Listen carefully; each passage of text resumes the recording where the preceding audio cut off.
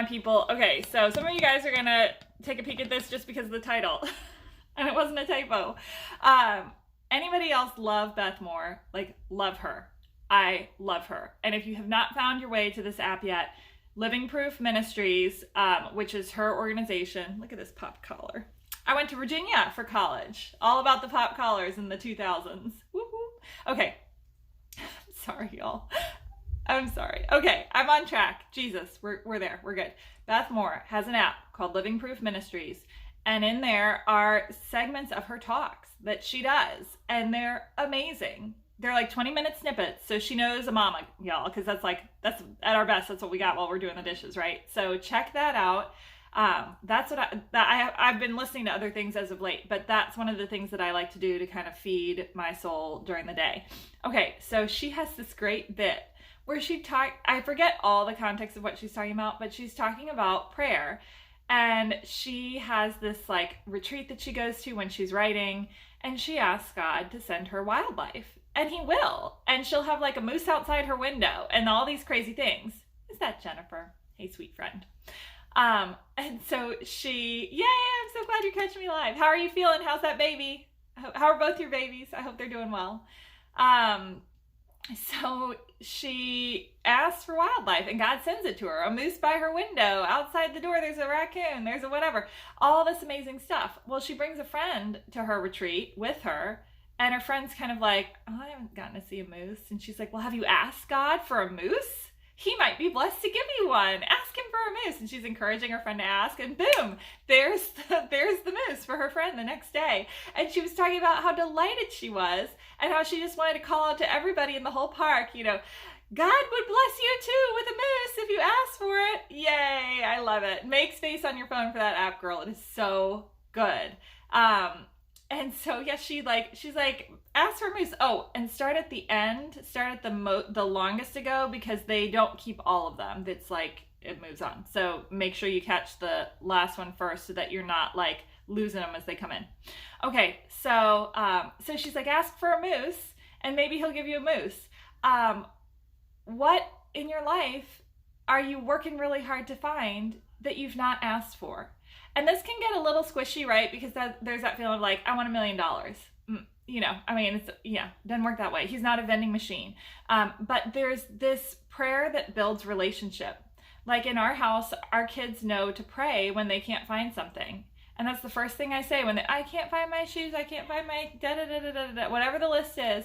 I say, have you prayed about it? And in the early days, y'all, I would like feel kind of panicked of like, what if God doesn't show them where it is? And now we've learned to have the conversation of sometimes God shows you, and sometimes it's right away, and it's super exciting. And listen, we have a discipline. We freak out when God answers a prayer in our house. Like, we clap and we like, yay, thank you, Jesus, and jump up and down and do all the stuff, right? Because if we're gonna ask him, then he gets the credit when he does it, right? He needs to get the credit when we've made the request, okay? So we've laid it in his lap and said, could you please? And when he answers it, we don't want to just go, oh gosh, I'm so glad I figured it out, right? We got to give credit where credit is due, okay? But then we get to talk about the flip side in a very gentle way with our family. When the kids, you know, my son has 32 little football figures, and he's real into numbers, so he knows that one is missing, and he knows which one it was. It's like all these little characters. Every football team in the NFL has one player. Okay, so it's like Aaron Rodgers for Green Bay and Ben Roethlisberger for Steelers, and that's probably exhausted the list of names I know, but he knows that we're missing, I don't even know what his name is, and we've been praying about it, and God has not shown us where the toy is. And so we get to talk about the things of what happens when God doesn't answer, okay, in the way that we want.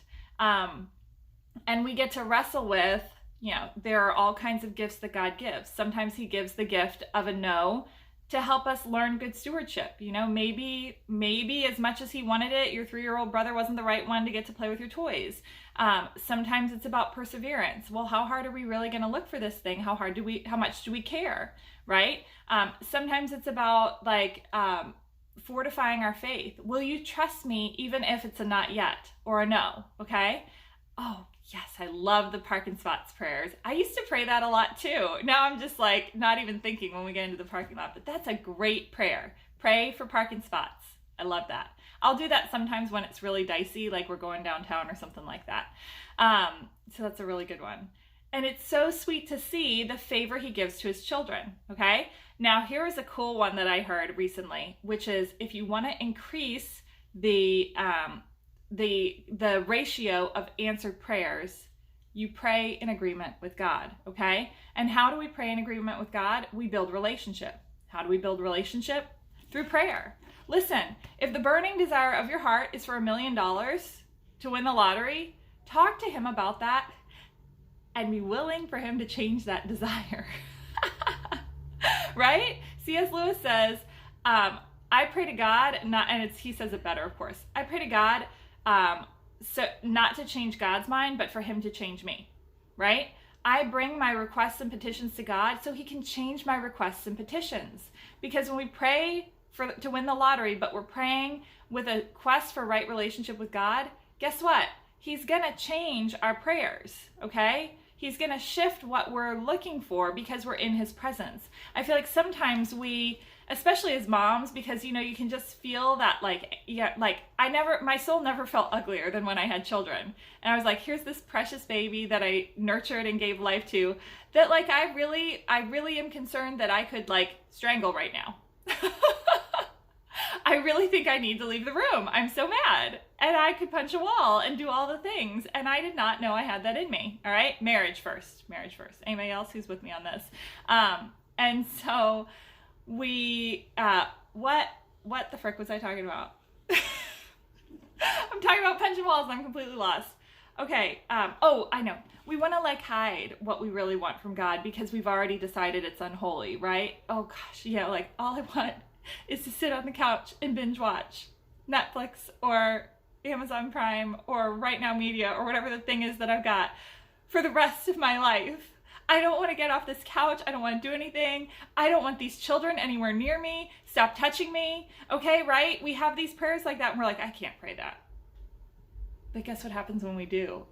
We laugh because it's hilarious. Here we were praying for these children for who knows how long, so excited to get them, and now we want to hide in a corner and watch television instead of minister and be loved and get hugs and kisses and all the things, right? And so when we reveal our prayers, when we reveal the true desires of our heart to the light, he changes our desires, right? He shifts our state and he makes us different so long as we're willing. Now, if we come to him like a vending machine, he ain't gonna play with that, right? He's got nothing to say to us when we come to him like a vending machine God, okay? But when we come to him and say, this is where I am, like it's kind of messed up, then it's relationship, and then he takes our mess and he makes it into something beautiful, okay? So, y'all, what's your moose? What's the thing that you ask for? The thing you've been wanting to ask for that would just nurture your soul? What's the little kiss from God that you need today? And then ask for it. What about the big things? What are the massive, huge, monstrous prayers that maybe you feel it feels so important, but you almost don't want to call your shot like that? Like it's like, okay, yeah, I mean, here's an example of my life. My dad's been wheelchair bound for like 25 years, okay? It's been a long time since I've prayed for him to be healed. But what if I did? Like, what if I did? What if I just said, that's what I really want, God. Like, I really want him to be out of the chair, okay? I really want his body to be whole and healed. Like, what if I asked that of him? And what if I let him change my perspective? What if I let him change my perspective so that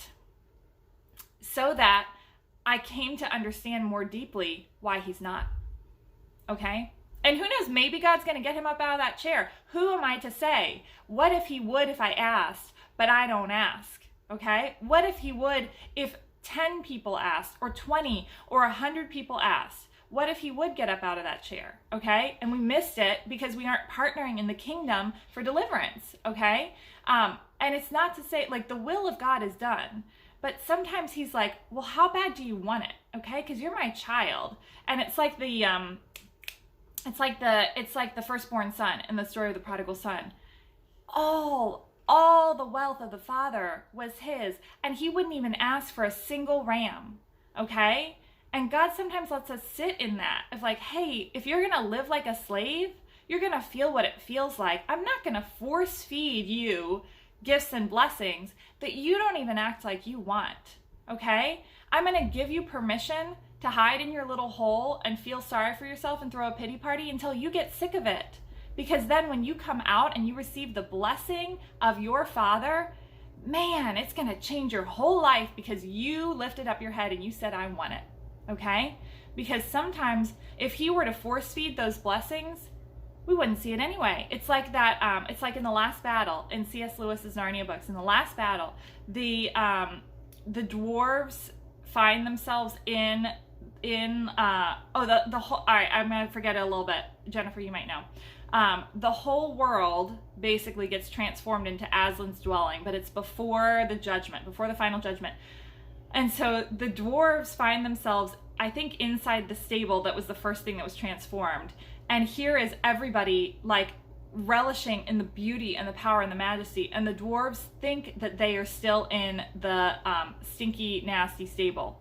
And everything, all evidences come to them to show them the truth that they are in the glorious kingdom of Aslan, and they can't see it for anything. And they're disgusted and they're fighting within themselves. When God, God says, don't throw your pearls before swine, right? Like when he were he to reveal his majesty and like push it on somebody, when our hearts aren't in the right place, we don't see it for that anyway, okay? I know this isn't a perfect analogy, but it's so visual to me. And for anyone who's read Narnia, I know you're right there with me, right? And so we need to open our hands and we need to ask.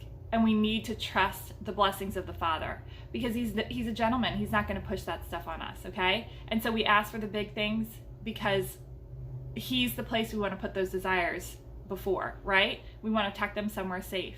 And then maybe he says yes, maybe he says not right now, or maybe he says, let me change your understanding of what's going on here, okay? Let me change your understanding of your father in a wheelchair, okay? So I protect that pain, right? I say, I don't really know what to do with God having done that, and so I'm not really gonna bring it before him. But what if I did? What if I pressed into that and said, I want healing for him. Why don't you give that to him? Why don't you? What are you doing instead? And now it's a dialogue, and now my mind can change and be renewed. Okay, so I know what I'm going to be doing today. How about you? What are those tiny little things that build your faith that just are like the most fun? What's your moose, right? What's that thing that you could ask for that has no eternal bearing other than on your relationship with the Father? And then what are those big things? Those secret prayers that maybe feel too hard to even ask for, right? Because we kind of want to feel like holy in our prayer requests. Like, I'm not going to ask for the thing that feels too impossible because I don't want God to be shown up, okay? Anybody ever had that thought? Maybe it's just me. What's the big stuff where he might not say yes? And then we have to walk through that of, I feel like on the front end, I'm going to be embarrassed if I ask for something that he doesn't say yes to. But what if by asking the prayer that might have a no answer, it changes the whole story in here, if nowhere else, okay? So that's the invitation, you guys. What's the moose? What's the big gigantic thing that's nothing like a moose? And what does it look like to bring that stuff before him today? Any crazy things you've prayed for? I love the parking lot thing. Keys are a big one in our house. Shoes are a big one in our house. Betsy's swimming suits are a big one in our house. Middle of the night, I'm praying for swimming suits last night when she woke up and she needed a new one. So I want to hear what yours are. I'm grateful for you guys. Have a beautiful, beautiful day, and we'll talk soon. Okay, bye.